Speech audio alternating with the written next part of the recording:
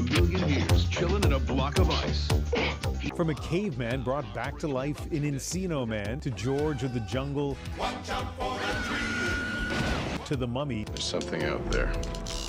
Something underneath that sand. Brendan Fraser seemed to be everywhere in the 90s. And then, suddenly, he disappeared.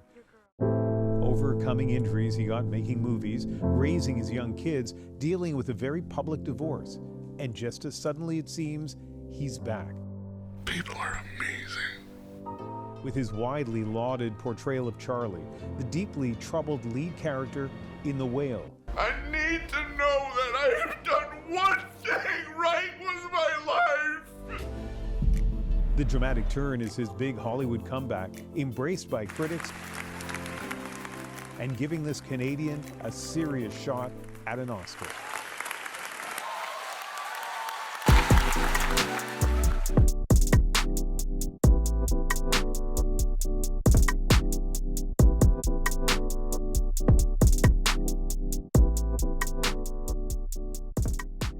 Very nice to sit down with you. My pleasure. The standing ovation in Venice, the speech at the Toronto International Film Festival, basically your name and the Oscar has been mentioned in the same sentence for months now. What's it been like living your life? That's those are not associations I anticipated hearing in my professional journey, but to hear that now is it's rewarding, and it still feels like that's about someone other than myself. We're going to talk a lot more about the film in a moment, but let's just step back for a little bit. And I want to talk about Canada. You have Canadian parents. You lived in many places, including Canada. And I wonder, what impact has Canada had on you or you as an actor? It shaped me to who I am at my very core. My ancestors are French Canadian. I grew up in Ottawa, in Toronto. My mother hails from Saskatoon, and my father from Nova Scotia. It's a place that whenever I travel back, it's got to be in my bones or my DNA or something, because I suddenly feel I'm home. I was born in the United States, but I'm a Canadian born abroad. I should say also, while my high school days were in Toronto, I was largely permitted to remain in school because of the association I had with the Little Theatre Company. It's really only where I fit in, to tell you the truth. I wasn't the best student, and I was not invited back for grade 13. I had to make a quick decision to decide, what does a 17-year-old kid do who's just fresh out of high school, whose real only place of feeling like I had some sort of association, some sort of feeling of community was working in theater. And I said, you know what, I'm gonna go train.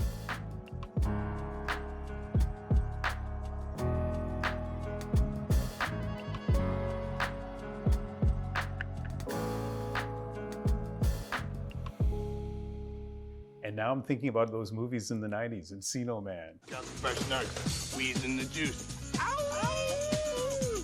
Buddy. And George of the Jungle. Tookie tookie. Ape kidnapped? Tookie tookie. Ape napped? School Ties as well. I think you're so pretty. The Mummy. We are in serious trouble. You were so successful, so visible. What was that decade like for you? Those roles were largely fish out of water characters, like a Babe in the Woods, Right. the Naif, the new guy in town. And I knew a lot about feeling like the new guy in town, given that we traveled every 3-4 years. That came in handy, certainly, in a career pursuit in Hollywood. You're going to be reinventing yourself all the time, but you're still the same person underneath it all. I was looking at a lot of video on YouTube last night, including an interview you did promoting The Mummy. We finally saw the movie, and we saw what was on the other side was this creature that Industrial Light and Magic created that's like fearsome. But the thing that really struck me about all of that was the comments. And people, I mean, they loved you, but in these comments, they're just so fond of you. One person actually said, I hope Brendan reads this and sees how much we love him. Do you have a sense of that? You just told me. Yes. is the answer. I appreciate the support, and I don't think anyone ever tire of anonymous stranger in the world who thinks favorably of you, right back at you wherever you are. To reinvent a classic in The Mummy that before it comes out, there are always, no matter what you do, there's always going to be people cast aspersions about it or naysay or say, blow it off. It was kind of thought that it would be a wonky movie about a guy wrapped up in bandages going, oh, but it was a complete opposite of that. Audiences were delighted.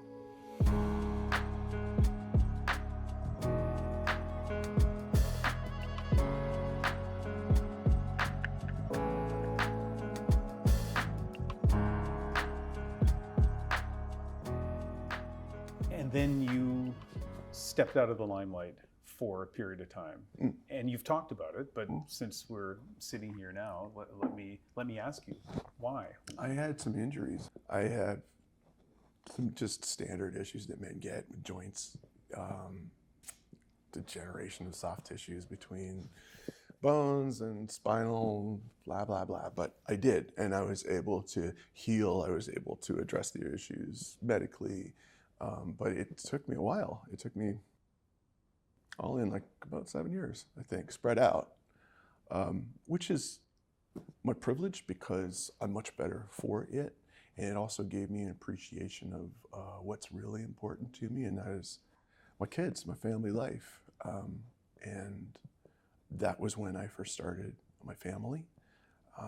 It wasn't until I did that when I realized, oh, this is why I run myself around doing this work, this job, because now I have a reason.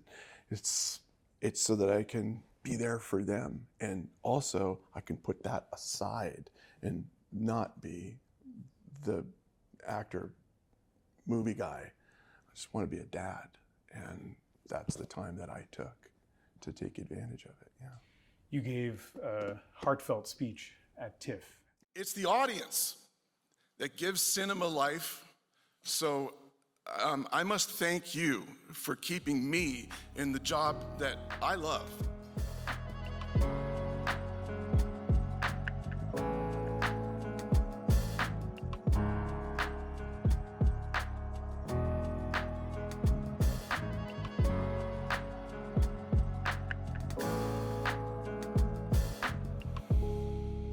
One of the things you talked about is the risk, in your words, that the producers and the director of The Whale took in casting you. What was the risk? The risk is that it might not find its audience by virtue of and I'm a part of this, the fruit fly span of attention that we find ourselves with so much media and culture and the internet, et cetera. And sometimes we're reminded of actors who are talented. And that's something that Darren has an eye for. I know he reinvigorated Mickey Rourke's career with The Wrestler, a film I love, a tough watch. With Black Swan, I mean, the same thing. Interesting that both his films were both about performers who were giving everything that they had, or else dire circumstances. And in The Whale, Charlie is a man with limited time, a health challenge that leaves him with, on paper, 5 days, and a great deal of, to good dramatic effect, regret that he has for life choices he has made or that have been made for him, and the need to connect with his daughter on his path of redemption. You don't stay in touch with Mom? She really only tells me things about you. Why? Because that's all I want to know about. It's a wonderful, dramatic conceit, and then at the same time, he, on paper, weighs 600 pounds. His body's health has been compromised by overconsumption, and he finds himself immobile in this miasma of regret and guilt and aspiration, but at the same time, he's a guy who I feel like I know when I read this, or I wanted to be friends with this man. And they're, an amalgamation of people that I've known certainly in my life who influenced me to feel the way that Charlie does about the world, which is to bring out the honesty in others. He can see the good in them when they can't see that in themselves. And that's like a secret superpower that Sam Hunter, our writer, ascribed to him. Yeah, I mean, Charlie is suffering so much pain, and there's despair, but there is like him probably some optimism. Is that, I don't know if that's the right word, but there's perennial optimism. Yeah. I think it's probably part and parcel for having been so derided and recriminated all his life that the only alternative that he could have was to not collapse within to himself, is to take the opposite tack and do his best to bring out the good in others and implore them to speak honesty and give, in his case, he's an educator, the writing that they are assigned to him, truth. The point of this course is to learn how to write clearly and persuasively. Think about that. Think about the truth of your argument. You must have loved doing this part. I did. Yeah.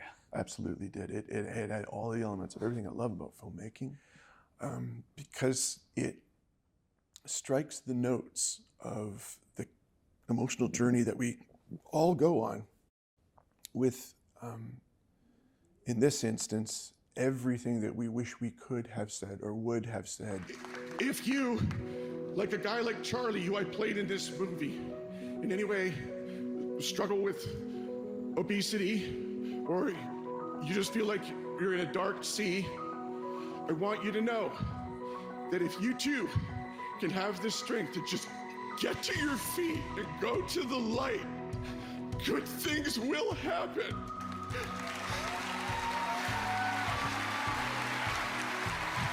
Thank you.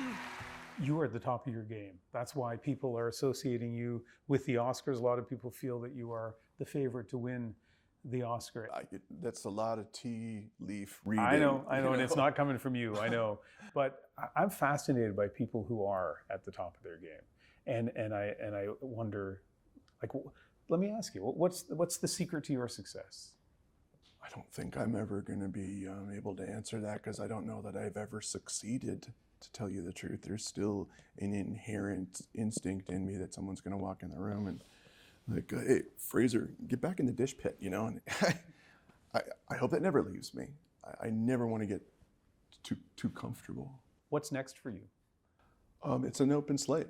I'm going to have to sincerely get back to you on that, because I don't have a project lined up. I have for sure hopes and aspirations. I'd like to take advantage of all of that sauce at the moment to pursue projects that make me feel like I really care, like I really care about The Whale. I think it's a film that can do a great deal of good, and I'm not in the business of doing public service messages or anything like that, but I am in the business of make-believe, and it's my job to do my best to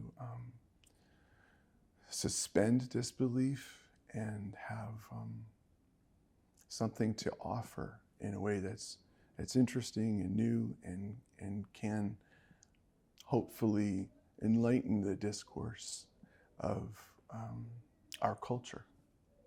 It's a privilege to be a part of that. I hope I never lose sight of it.